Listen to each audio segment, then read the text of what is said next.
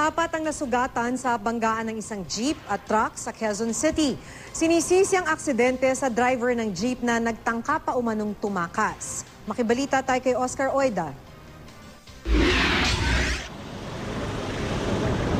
Nakaposas pa sa isang poste ng datan namin sa may Congressional Corner Visayas Avenue sa Quezon City ang jeepney driver na si Leon Pirater.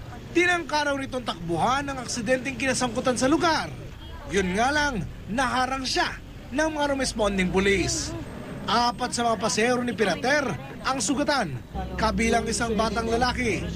Makaraan naman makabanggaan ang kanilang sinasakyang jeep, ang isang truck, pasado alas 11 kagabi. Base inisyal na ulat, beating the red light umano si Pirater. Nakakuha ko pag ano, sila doon naka-stop.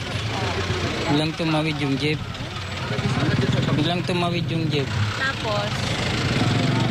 Wala, nag-anuhan kami. Paliwanag ni Pirater, yellow light pa lang naman daw noon nang pinilit niyang tawirin ang naturang intersection.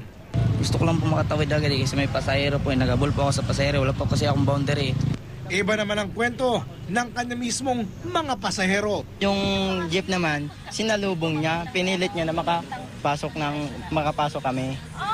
Tapos, yun na, nabangga kami. Tapos tumakbo yung yung driver.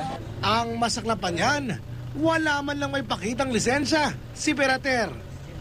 Ilang sandali pa, dumating sa lugar ang operator ng jeep na minamaneho ni Pirater. Pagkakita nito sa driver,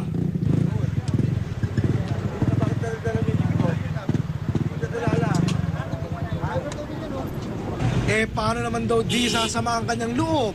Bukod sa nawasak na ang jeep niya, ni hindi man lang daw niya kilala si Pirater. Nagulat nga ako, hindi yan ang driver eh. Nasaan na yung driver? Yun nga yan, ang aalamin ko pa lang. Hindi yan ang driver niyan eh. Kilala mo ba to? Hindi ko nga kilala eh. Tuloy, bukod sa aksidente, iniimbestigahan na rin ngayon kung paano nakuha ni Pirater ang jeep na pinapasada niya. Oscar Oida, GMA News.